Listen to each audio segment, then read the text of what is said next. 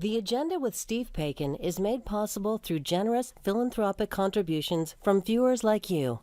Thank you for supporting TVO's journalism. In Ontario's capital city, the final push is on in the race for mayor. But polls suggest that about 1 in 5 people still haven't settled on one of the frontrunners.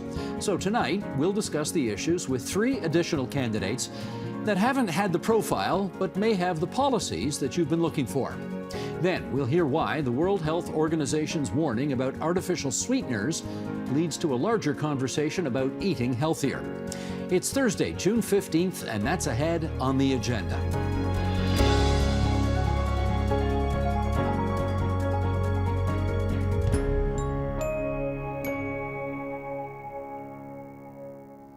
Democracy is a great thing, but when there are 102 candidates running for Mayor of Toronto, it presents a significant obstacle to hearing all the voices that need to be heard. We aim to help with that tonight by inviting 3 candidates for Mayor who have earned the right to be part of the mix. So let's introduce Chloe Brown, who came 3rd in the Mayor's race last October. She is currently project coordinator at Future Skills Centre. Anthony Perruzza, the current Toronto City Councillor for Humber River Black Creek and a former member of the Ontario Legislature. And Rob Davis is here, a consultant who was the first ever Black councillor in the old City of York and the newly amalgamated City of Toronto. And as I welcome the 3 of you here, I should also say that we also invited Anthony Furey to be here, but he had a scheduling conflict and was unable to join us, so we are happy to have the 3 of you here for this discussion. I don't think any of you are unaware of the odds you are embarking upon to try to become the next mayor of Toronto, and yet you're doing it anyway. And let's find out why. Let's just go in alphabetical order here. Chloe Brown, why are you running for mayor? I want the city to progress in more than just theory, but action. We have so many reports at the City of Toronto telling us how to reduce poverty, but we haven't seen it done. And I'm tired of the circular arguments around homelessness, addiction, like food insecurity. We have the land. It's really a matter of changing the policy so that the land works for the working class. So I'm still here trying to get that message across, and that's why I'm running again, despite the odds of 101 other candidates. Rob Davis, how come? Well, I want the City of Toronto to be safer, cleaner, and kinder. I was dismayed when City Council voted to close warming centers and then wondered why there was a big increase in violence and challenges at libraries and the subway system. You know, we can't have a safer city unless we have a kinder city. So yes, they might have saved $100,000 here or there, but they lost millions in revenue in transit income. And it's just an example of wasteful spending. It's a bad decision. It's being a penny wise and a pound foolish. And I think it's emblematic of a lot of the problems that we have. Changing Dundas Street and others for $21 million is performative. And like most Torontonians, I care more about the person who's sleeping on the street under that sign than I do the name of the street above them. And I think most Torontonians agree. We should dedicate our funds to helping people, providing services, and making the city more affordable. And all I see are performative actions by the City Council. Anthony Perruzza. I think the City of Toronto is facing a very difficult challenge. We have some very, very deep money woes. I think people in the City of Toronto are struggling. Life here is very, very expensive. They can't afford the rent. They're having trouble making ends meet. And I believe the City of Toronto should be working to make things easier for folks, not harder. So I believe that we can do better. I believe that Toronto does better when Torontonians do better. So that's why I'm running. I've been following all of your candidacies, and I know that you are all getting, quote unquote, out there every day and interacting with a lot of people. What are you hearing from people? What do they want you to do? Precisely that. You know, people tell me all the time, look, Anthony, I can't pay my rent. Forget about being able to afford a home or be able to buy a home. People now are struggling being able to put food on the table. So they're having a real difficult time. And I think the conversation at the city and with politicians, it's a conversation about, you know, who's going to run to make it harder for people, who's going to It's about increasing taxes on folks. Every one of the major candidates has said, look, if I get elected, I'm going to keep taxes under the rate of inflation. In most cases, that's unrealistic, because if you're prepared to do that, that initial salvo, you're not going to be able to keep it to within a reasonable level. And I think that ultimately everyone is going to make life harder for folks. And I think that that's wrong-headed, and I think that there's another way. Rob, what are you hearing from people? They're concerned about safety. They're concerned about congestion. I hear people say this to me all the time. The rent is too damn high, and they know that the leading candidates are talking about spending billions of dollars. And I don't know about you, but in my household, when things aren't affordable, spending more money isn't the way to rein in the cost of living. But do they know that you have no power to freeze rents? Well, actually, we have a power to influence the supply of rental housing accommodation. So in my case, I have a plan that's different than that of, let's say, Olivia Chow, who wants to spend a few $1 billion on housing. I want to spend $1.29 and buy a Bic pen and sign the bylaw that bans Airbnb. When City Council licensed people to turn their rental apartment units into hotels, they took 20,000 rental units off the market. When Airbnb came to Toronto, the vacancy rate was 4.6, 4.7%. It's now under 1.5%. You think there's a connection between the two? There's a direct correlation, and I bet you there's causation. At the end of the day, building 20,000 housing units would take 10 or 20 years. Banning Airbnb will take 20 weeks. And those units will come onto the market, rents will drop, and life will become more affordable for the million tenants who live in Toronto. Chloe, what are you hearing in your travels? I'm hearing that people want to be involved in the processes of government. Right now, we're at a trust crisis in our institutions, in government, our corporations, and people want transparency, accountability, and they also want to be involved in the resource sharing that's happening at all levels of government.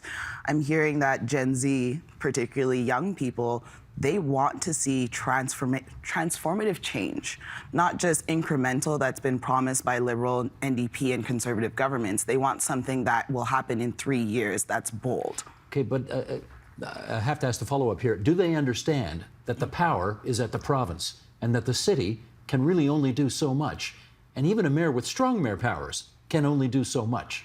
And this is where civic education becomes very important, because what I've been teaching them is that there's only so many elected officials. There's millions of Torontonians. There's millions of Ontarians.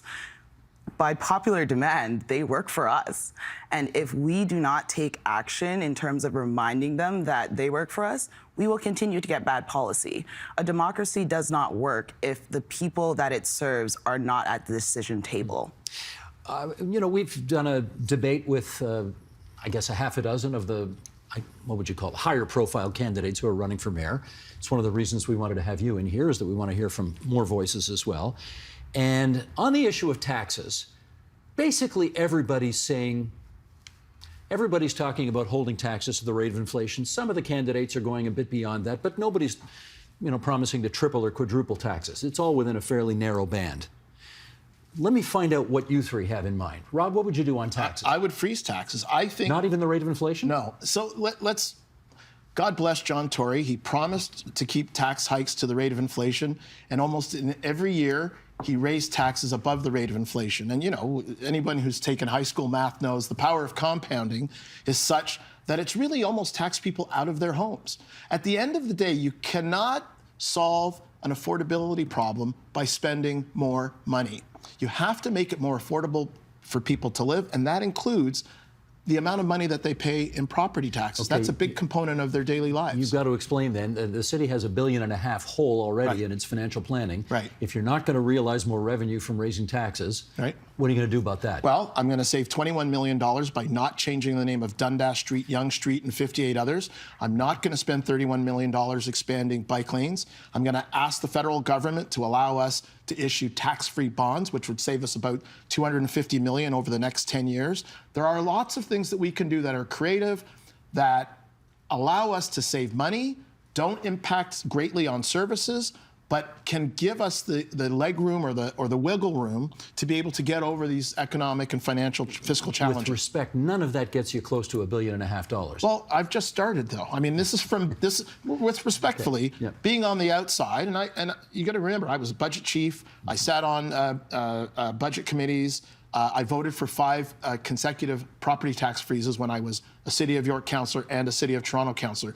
It's been done before. The issue is you have to have the mindset that you're going to look for ways to actually save money rather than expand government. All right. And I think that's the difference between me and the other candidates. Anthony, what would you do on taxes? Yeah, I think one of the reasons why John Tory and his predecessors failed and why we're in the $1.5 billion hole is precisely for that reason, because they were prepared to nickel and dime Torontonians on their property taxes and other measures that never keep pace with the city budget, never are able to do the kinds of things that the City of Toronto and Torontonians want their government to do. So we need to hold firm and fast. Torontonians currently pay $2.2 billion in property taxes, which the City of Toronto collects and turns over to the provincial government. The province is well hidden on the property tax bill. It's prescribed in the way that they hide on that bill. We need to make that very, very obvious that they're hiding on our property tax bill.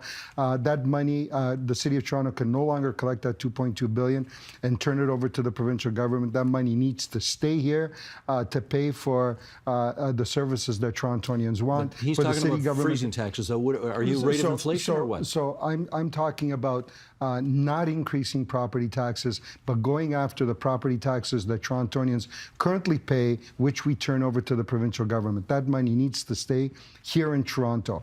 And the way you do that is by basically not increasing taxes.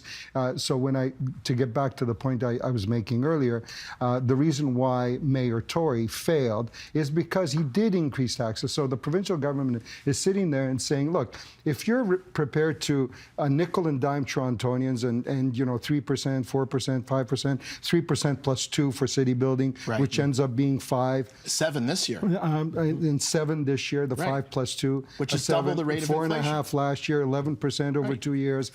Basically, that 7% gets you $270 million. A 5% inflationary pressure to the budget increases the pressure.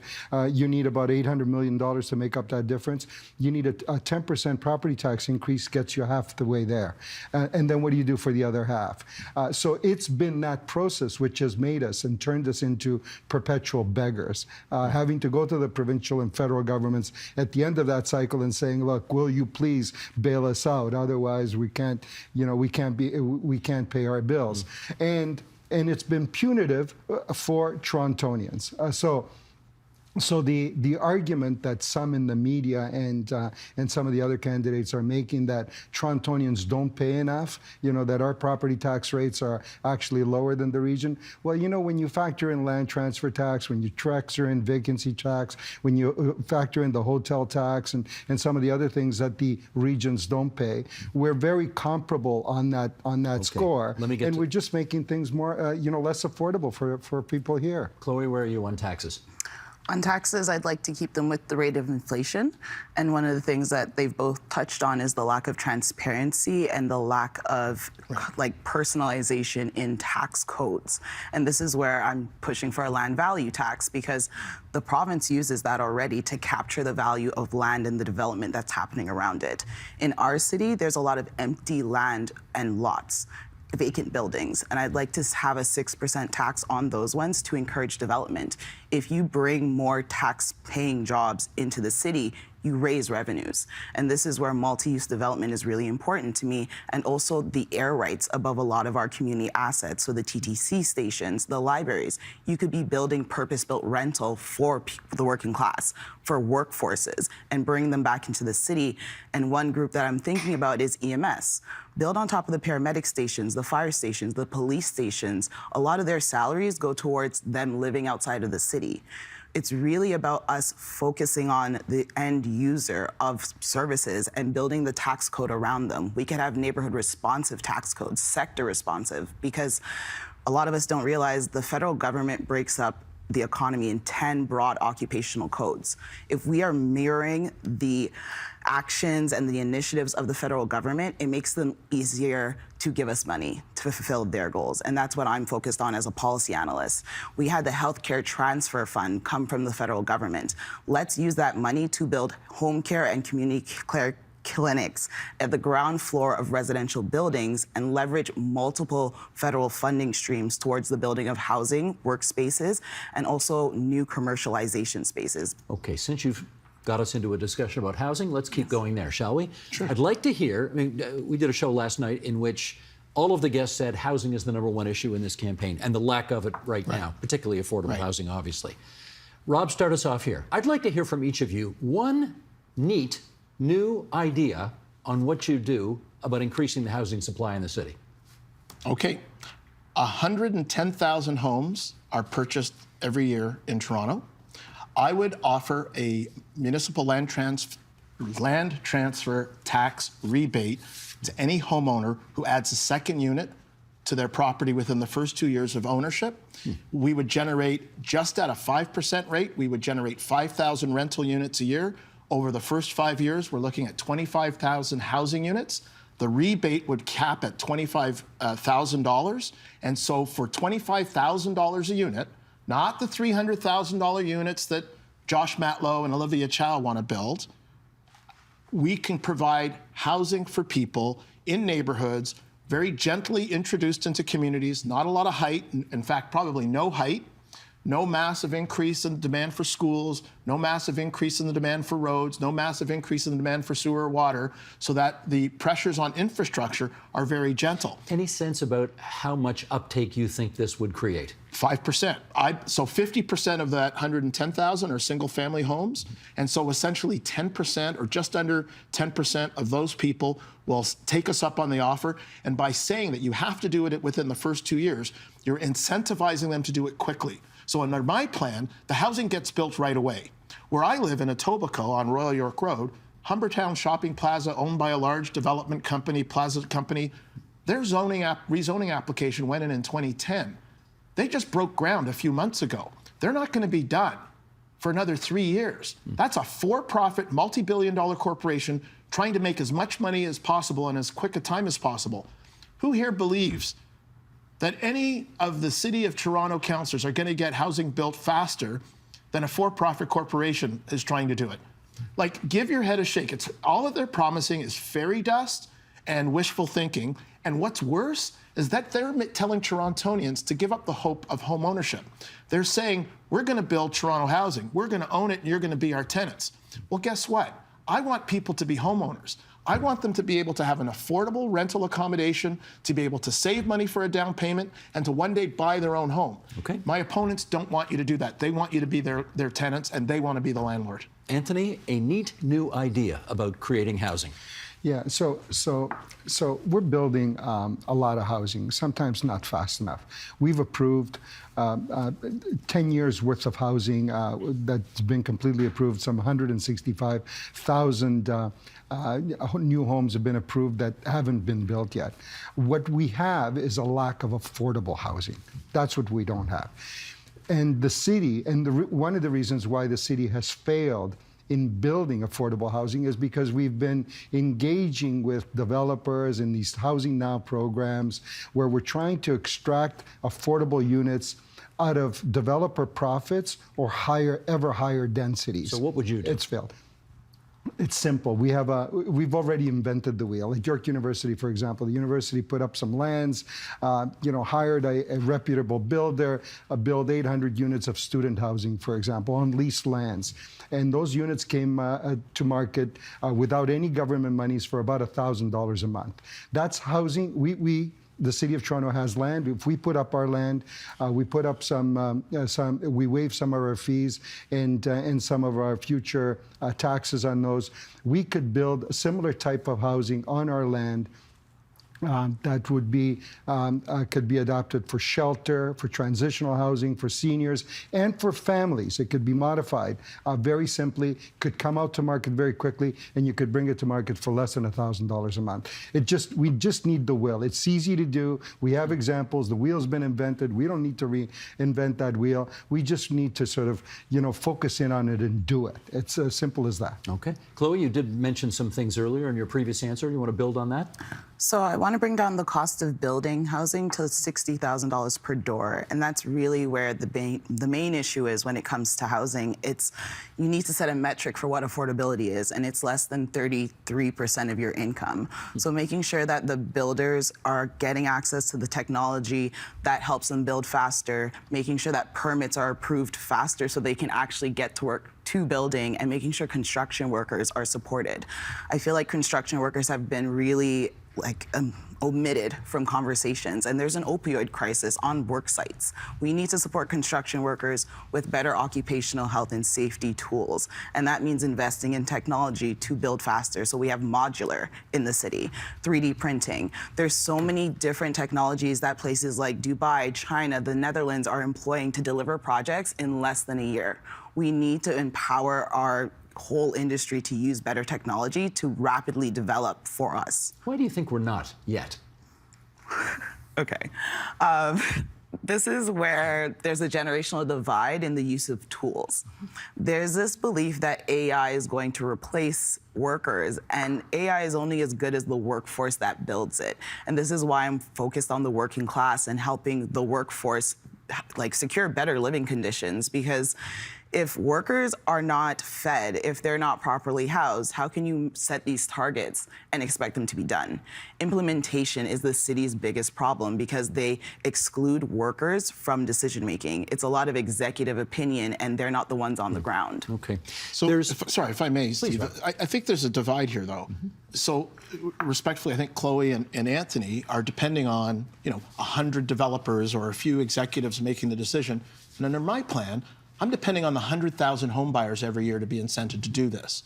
So my plan is a little bit more decentralized. It allows individuals to say, you know what, I'm going to quote Brad Bradford, I'm going to let my best friend Paul, live in the basement, and because I'm going to do it legally. We don't want to live in the basement. No, but that's affordable housing for lots and lots of people. It's not, though. Well, it is. If you have supply. My point is, the time it will take for the plan of others is 10 to 15 to 20 years.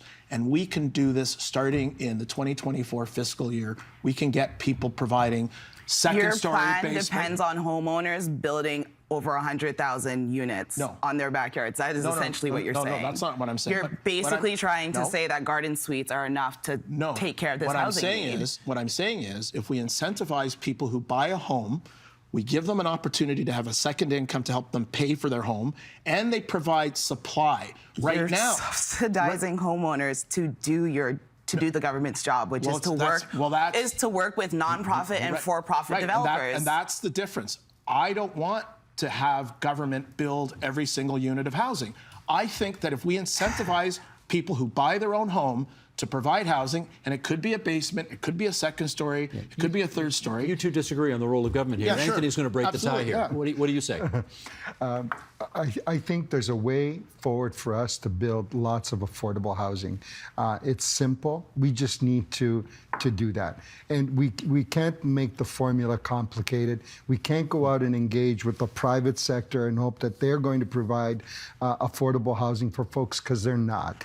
The private sector, with all due respect, and I have a great respect for them, are there to make a profit and to drive prices ever higher. That's what and that's what they do. It's just a default.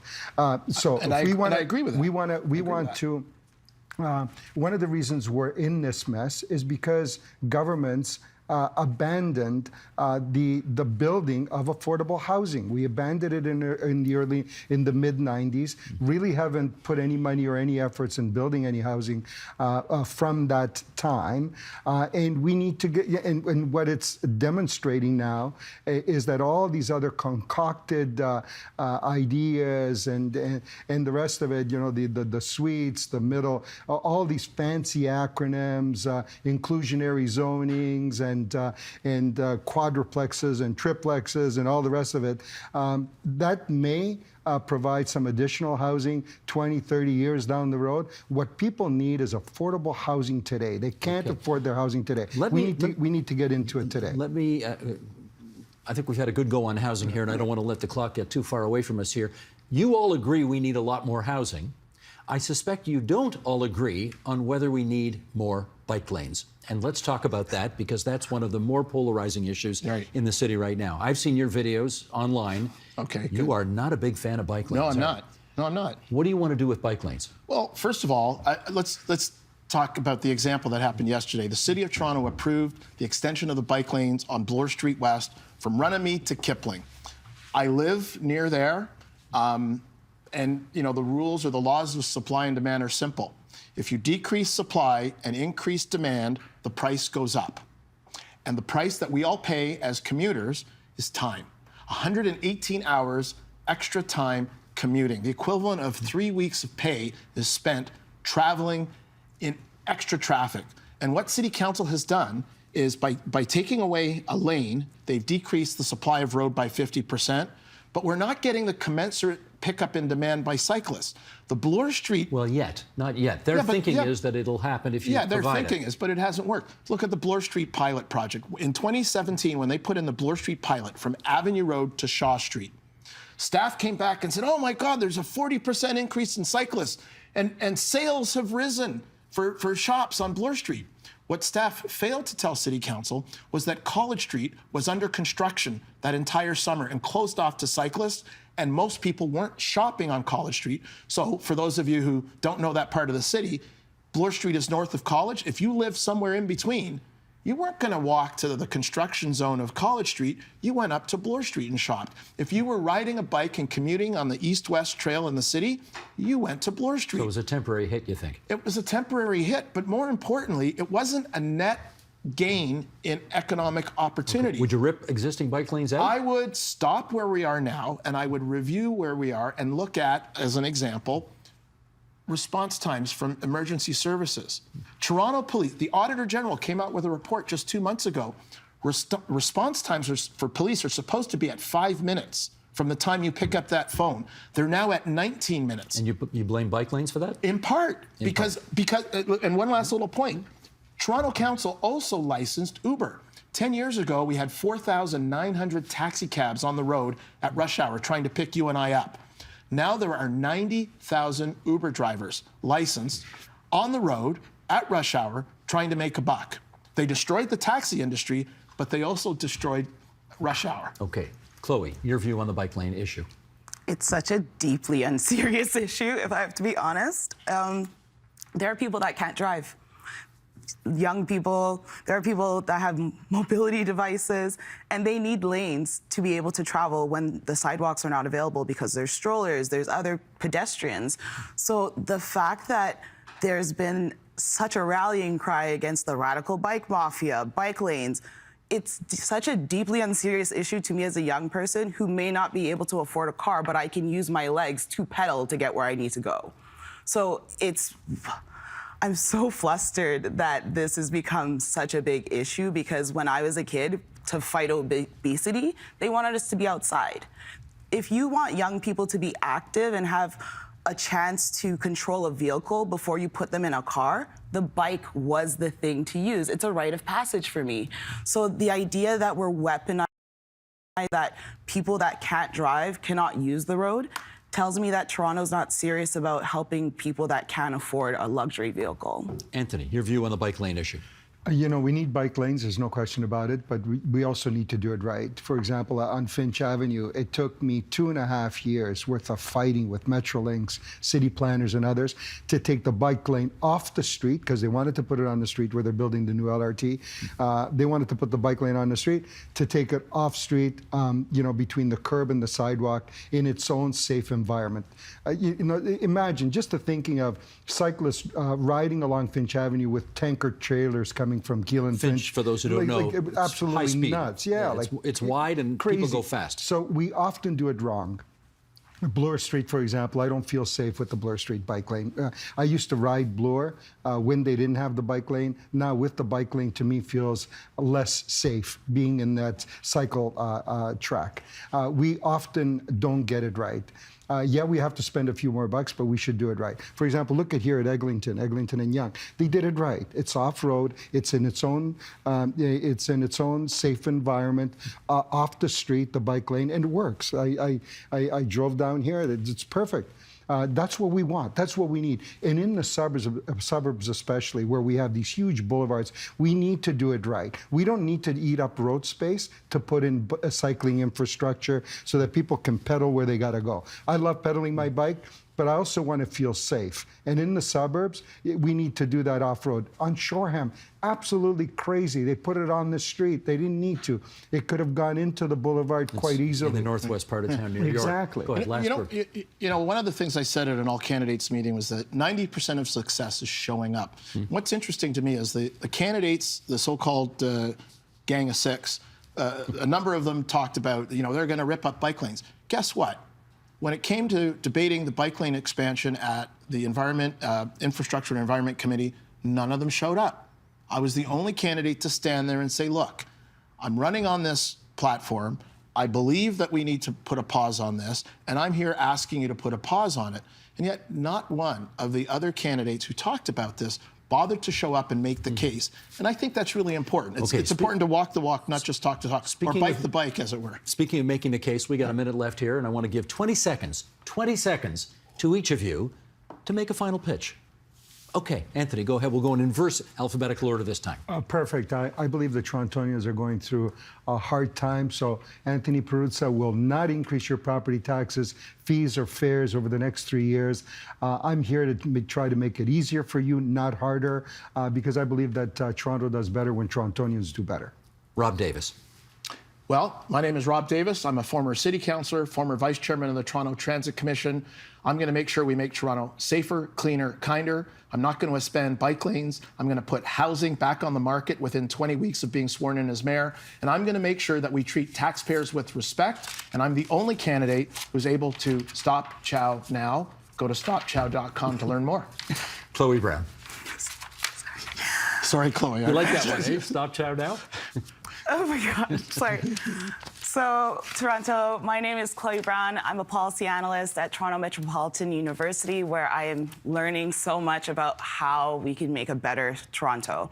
And I'm here to fight for the working class, make sure that we move past theory and go into action, because we have one of the most talented cities in the world that's being underutilized. I'm here to fight for your rights, make policy better so that it serves the public, and you can vote for me on June 26th. Thank you. I love it, the way you all three stayed to time. Thank you for the wide shot there, Mr. Director. Sheldon, let's just say thank you to Chloe Brown and Rob Davis and Anthony Peruzza for coming into TVO tonight and having this very civilized discussion. We appreciate it. Thank you. Thank you. Thank you.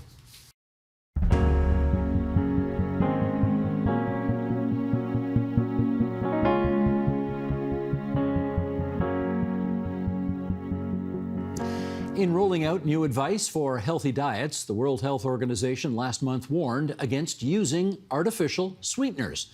Not only does the WHO say that artificial sweeteners don't do any good for weight loss for most people, but the organization also warned they may even do harm.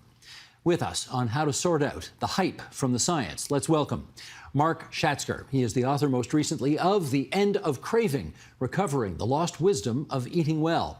And Leanne D'Souza Kenny, Assistant Professor of Global and Public Health at the University of Toronto and the founder of Nutrition and Food Literacy Canada. And it's good to have you two back in our studio. Nice to see you again. Thank you for having us. Okay, so here's what the WHO is saying, that not only is this stuff maybe not doing you any good, but it could pose some health risks. And, you know, we got to fact check all these things, right? So, Mark, start us off. How concerned should we be? I would say concerned insofar as, you know, diet, obesity, metabolic disease is a very serious health problem. And if we have some idea as to what's causing that, we should take it seriously. So we should think about what we eat. Leanne, what do you say? Yeah, I think it's great that the World Health Organization put this out, because what it does is give us a chance to call to mind why we make the decisions we make, why we make the food choices we do. Where do we see artificial sweeteners in our environment that we're passively consuming versus those that we're actively making a choice? Because we're not really that concerned about the one-off time you might have a diet soda at an occasion. We're talking about the consistent consumption. It's in your snacks, it's in your coffee that you may have multiple times per day. So it gives us cause to pause and think about what's in our food systems and our food environments. Cause to pause, but are you going so far as to say we should actively try not to ingest any of this stuff anymore? I think there's good reason to go back to basics and start to have foods that are your whole foods, and to think about the practices of why we're consuming, dig a little deeper on why are we consuming those foods? What is it that we're trying to achieve? Weight loss has been, you know, one of the things that people have really moved towards artificial sweeteners for, but as you said, there's no real evidence to suggest that it's beneficial, and the risks may outweigh the benefits. Mark, do you want to talk to us about the difference between natural and artificial sugars and what they do to us? Yeah, it gets very technical and complicated. Generally, when people talk about artificial sweeteners, they're talking about sweetening agents that deliver sweetness with fewer calories. So for the public, that would be things like aspartame, NutraSweet, but also things like the sugar alcohols that have technical names like xylitol. They're kind of organic compounds that have some calories, but at a higher level of sweetness than sugar. Scientists get into talking about non-nutritive sweeteners, low energy sweeteners. It gets very complicated, but it's essentially trying to deliver sweetness with fewer calories. The idea being, I can give you all the pleasure of sweetness, but I can pull back the calories. So it's a win. You get to enjoy your food, but you don't get the negative hit of calories. So on the superficial, simple level, it sounds like a great idea. But the question is, of course, is it actually doing what we think, or is it doing harm? And I'll ask you the same question. Are you at the point yet where you are saying we should actively avoid these things? Well, I would put it this way. Why should we eat them? These are not natural substances. So I would say the case has to be made, not should we avoid them, but why should we consume these things? It's like if it's something like a drug, we don't say, give me a reason not to take it. We say, give me a reason to take it. So I would say that's the standard that we should be looking at. I'm going to play along. You say, why should we take these things? Because we've been hit over the head for ages that sugar, like real sugar, stuff you put in your coffee and tea, is terrible for you. And so we're looking for an alternative that gives us the same kind of hit. So you're saying, why should we take that? That's why we take it. Yes, so, okay, good point. But then when you look at the science, if you look at, let's call the positive evidence, it's not all that compelling. People lose a pound, maybe 2 pounds. It's not, you know, the kind of dramatic weight loss that people are looking for. And then when you look at the negative stuff, it looks more scary. So it just doesn't seem all that compelling to me. All right. Artificial sweeteners like stevia, often marketed as healthier, skinnier replacement in snacks and drinks. It's in Diet Coke, I guess, that kind of thing. What's the connection between healthy eating trends and the diet culture, which we are immersed in? Well, the diet culture and the healthy eating trends feed each other, pun intended. And what ends up happening is that with diet culture, we end up having people really assigning value and moral judgment to the way we eat, the way we look, what we value in society, what we uphold as good or attractive. And this has huge consequences, not just for adults, but for children too. It perpetuates an environment that has people thinking about food in the wrong way and thinking about food as a tool to wield a certain body type or wield a certain image, instead of thinking about what it really means to eat healthy and getting back to the idea of joy in food. Joy in food. Absolutely. As in taking the time to eat together as a family, the days people use recipes and thought about the ingredients that go into their food, comparing recipes and thinking about what kinds of meals we're going to share together, those meals that are of our ancestors, coming back to that experience, I think is really important. Do people have time for that anymore? I think they should. One of the most interesting statistics I ever came across was that when you look at Italy and France, they consume far fewer calories than Americans do. and yet it takes them something like double the time to eat. So their approach to food is obviously very different. So yeah, I would say if we don't have the time, we should find the time. That's a cultural thing, though, right? I mean, they've kind of got it built into their lives that dinner is going to take a particular amount of time, and they're going to have it at a particular time of the day, and it's almost like a daily festival. Whereas our thing seems to be, let's just get it done fast because we got to get on to the next thing. Yes. They're right, we're wrong. Exactly. I mean, the interesting thing is that we seem to regard food, we look at it kind of pharmacologically. We think about nutrients, protein, calories, vitamins, and what happens when all these molecules get into our stomach and get metabolized. It's kind of everything from the neck down. It doesn't work. Even the scientists that study this for a living have no idea how many calories they consume in a day or how much protein they consume, how much they need. When you look at Europeans, I think Italy's the best example. They approach food with the point of view, they revere the products of the earth and the sea, and they approach each meal with the intent to enjoy the company. The meal is nourishing both physiologically, but also psychologically. And I think it's so hard for us to grasp that because we've been fighting this war on food and thinking, well, we can invent these miracle molecules that are just going to be this simple silver bullet fix. And I think we have a lot more to learn from them. What you're talking about is a massive cultural shift in the way we think about all this. Absolutely. I mean, they've been doing it that way for hundreds of years. Yeah. Whereas we seem to love anyway, do it fast, let's get on to the next thing.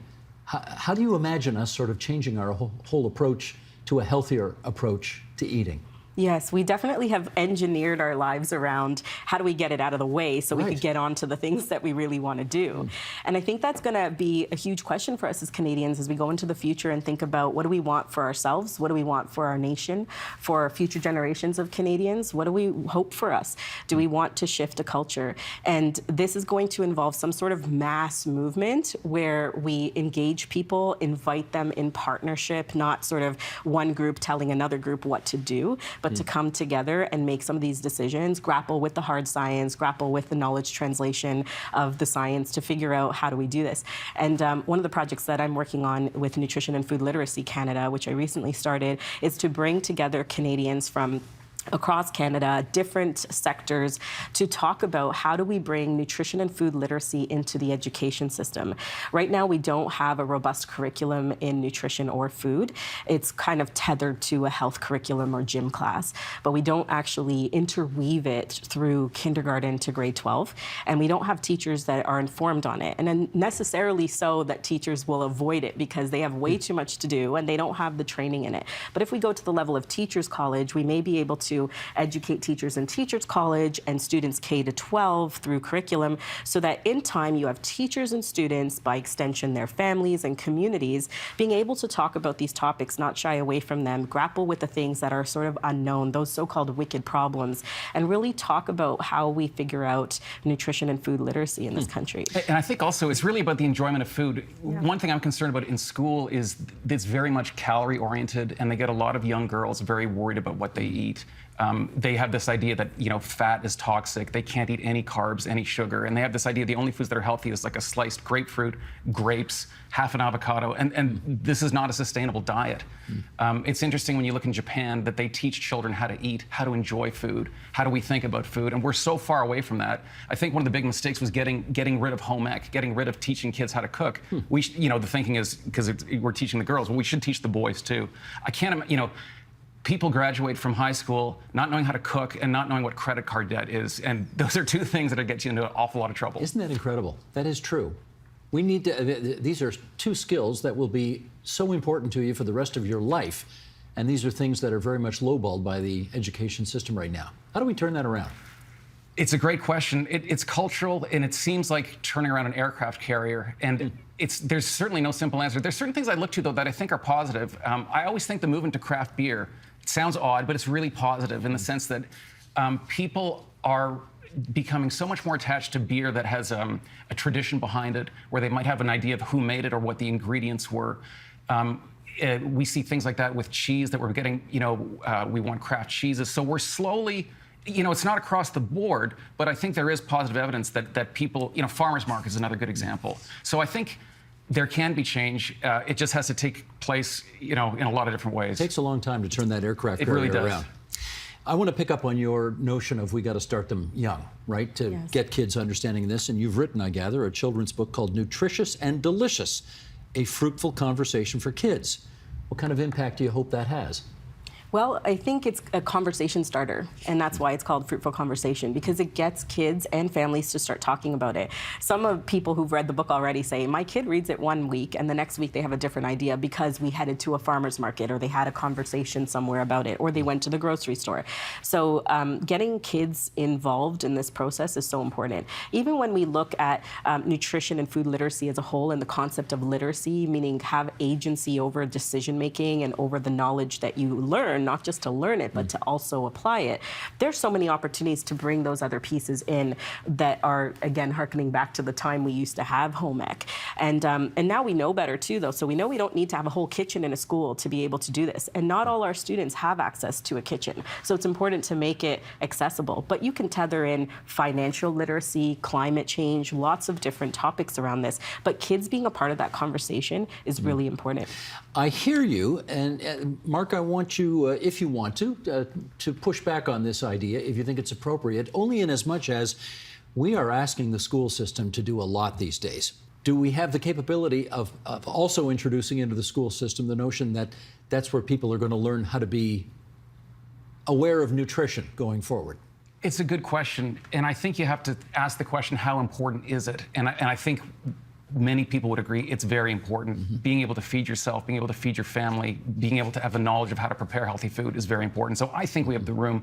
I have 3 kids in high school, and I won't name the courses, but I think there are some bird courses we could do away with and replace with. Well, go ahead, name names. Well, my son's doing a course, I can't remember what it's called, it has to do with organization or something, organization learning, and I don't feel he's learned how to organize the way I expected.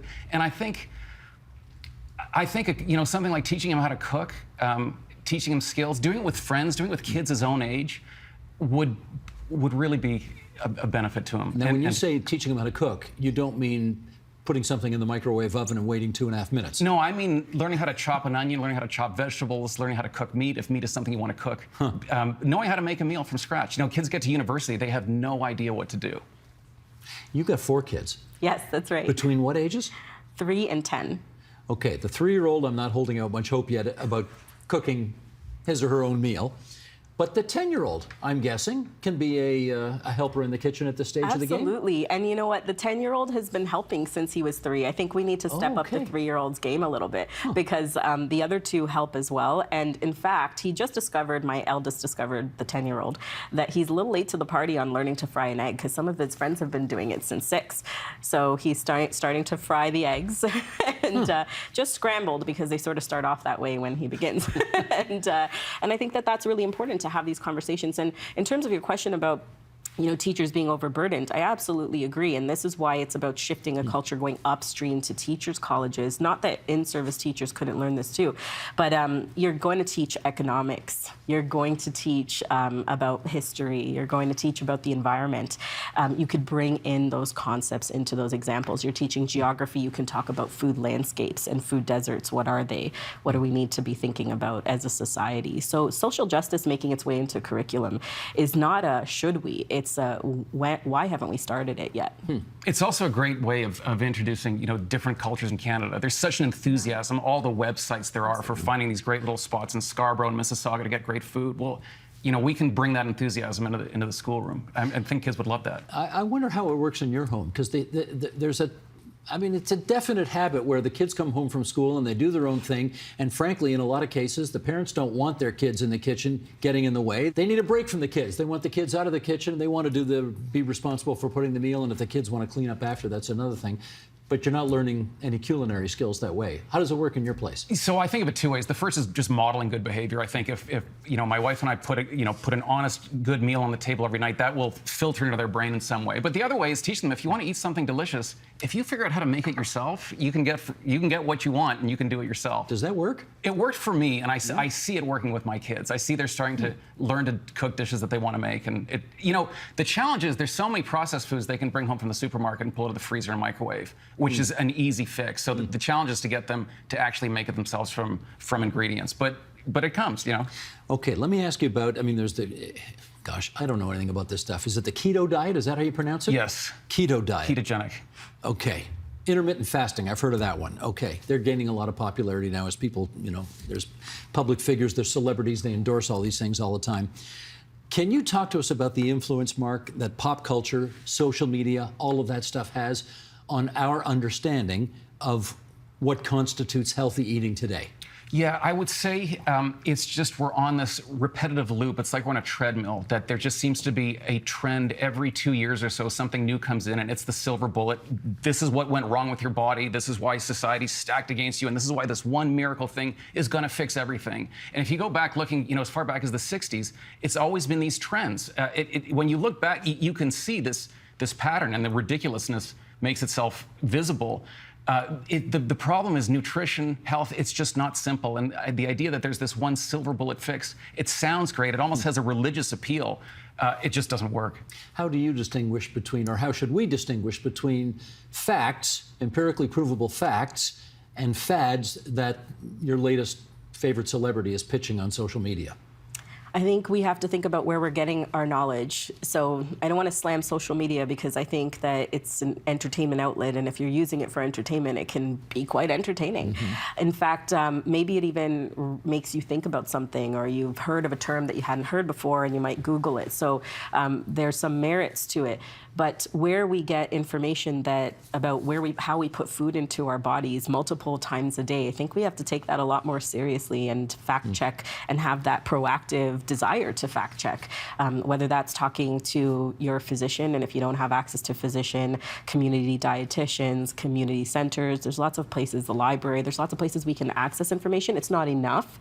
It's not as accessible as it should be, but so finding our sole information from social media and allowing that to drive the trends that we bring into our homes, into our families, into the generations after us is sort of a risky business. Let me read a quote here. This is a Harvard primatologist, Richard Wrangham, who argues that the biggest revolution in the human diet came when we learned how to cook. And his research shows, this is interesting, mice raised on cooked foods gain 15 to 40% more weight than mice raised only on raw food. And here is his analysis. We have gotten so good at processing foods that for the first time in human evolution, many humans are getting more calories than they burn in a day. It's this shift to processed foods taking place all over the world that's contributing to a rising epidemic of obesity and related diseases. If most of the world ate more local fruits and vegetables, a little meat, fish, and some whole grains, as in the highly touted Mediterranean diet, and exercised an hour a day, that would be good news for our health and for the planet. Okay, explain that. How would that be good news for our health and the planet? Well, I think the idea is that it'll be less environmentally destructive in terms of raising those foods versus all the energy that has to be used into processing foods. As far as the health goes, that's the idea that the Mediterranean diet is a healthier diet. And I think there's a lot of research that would suggest that it is. However, I'd also say if you go back in time 30, 40, 50 years ago, Canadians were trimmer. They were not eating a Mediterranean diet. So I don't think the conclusion has to be the Mediterranean diet. It's interesting, if you look at Italy, Northern Italians eat a less Mediterranean diet than Southerners, less fish, less olive oil, more cheese, more pork, and yet they are thinner. So I don't think it's necessarily, the danger is that people think, well, to eat healthily, I have to eat foods I don't like. I do like a lot of those foods, but some people don't. To me, it's just eat real food, keep the processed stuff out, and eat, the stuff you buy at the supermarket, produce, fruits, vegetables, right, whole cuts of meat. If it's Northern versus Southern Italians, there could be a link between, say, poverty and poor nutrition, because the North is richer in Italy than the South. How do class and financial stability, in your view, Leanne, factor into this conversation? Well, if we look at the research, almost everywhere where you have urban centers or you have low-income groups, even in rural settings, when you have lower-income groups, usually these are from the BIPOC community, Black, Indigenous, people of color, you end up having what's called food deserts, where there's not a lot of food options, there's no grocery retailers, or there's a lot of access to fast food, and that perpetuates an environment where it's historically called obesogenic. I think we're trying to move away from that term, obese, but the idea is that it promotes metabolic consequences down the road. And so that has a lot to do with social structure as well. And what we're talking about there is social determinants of health, the places that you work, live, grow, and age. What are those systems like? What's that environment like? Is it safe to go to the park and engage in physical activity? We can recommend physical activity all we want, but if people can't get outside safely to engage in physical activity, then how do they do that? I think also a good point on that is this is the importance of teaching people how to cook, because there's this myth that processed food is cheaper than whole foods. I don't think that's true. If I take my kids to McDonald's or fast food restaurant, I got 3 kids, for the 5 of us to eat, that's, you're looking at a lot of money. If I take that money and go and buy actual food, I can actually afford to buy a nice bottle of wine. Really? Even with the cost of produce nowadays and what inflation's done and all that? Yeah, 'cause it depends what you're buying. If you look at things like if you buy lentils or chickpeas, you have a small, braising cut of meat or something and make a stew out of that. It's really delicious. It's very economical. I'm going to pull something right out of left field here, which is we've talked a lot on this program about a bunch of issues related to the healthcare system, overutilization of emergency departments, a doctor shortage here in the province, long wait times for some medical services. If we ate better, if we put more nutritious things into our bodies, go ahead, Leanne, start on this. Is there any reason to believe those other problems could get solved? Absolutely. Hippocrates said, "Let food be thy medicine." And in fact, the Hippocratic oath that our physicians take is based on that and on Hippocrates. And so there's a lot of truth to that, getting back to the upstream. See, when we think about prevention, we think about 3 types: primary, secondary, and tertiary. And when we're talking about primary prevention, we're talking about before people even get sick in any kind of sickness, what are we doing to prevent that? And our medical system just isn't equipped to do that, largely because it's not in the education. It's not in the education system of our physicians. That's true in Canada, and it's true in other places in the world too. So we have to move back to the basics and back to the idea that Hippocrates had, let food be thy medicine, and have our physicians starting to be trained in this. And they can't bear it alone because, as you've pointed out, the medical system is stretched at baseline. So this is going to take time. It's like you steering that aircraft that you mentioned, but it's worth the investment and the time to do it. In our last 30 seconds, Mark, I hate to break the news to you. Processed food probably is not going anywhere, and our lives are such that we are probably going to continue to go that way. So what advice do you want to leave people with here? I would say eat as the Japanese and the Italians do, which is to say it's not just about eating real food, it's about approaching every meal as an opportunity for joy. Because the more you enjoy that food, the less the processed food is appealing, and it's easier to push it out of your life. I get a lot of joy eating at McDonald's. I shouldn't, though, should I? I think you can get even more joy Agreed. eating a great pasta. We're going to work on that going forward. Mark Schatzker, Leanne D'Souza Kenny, thanks so much for coming into TVO tonight. Thank you for Thank you. having us.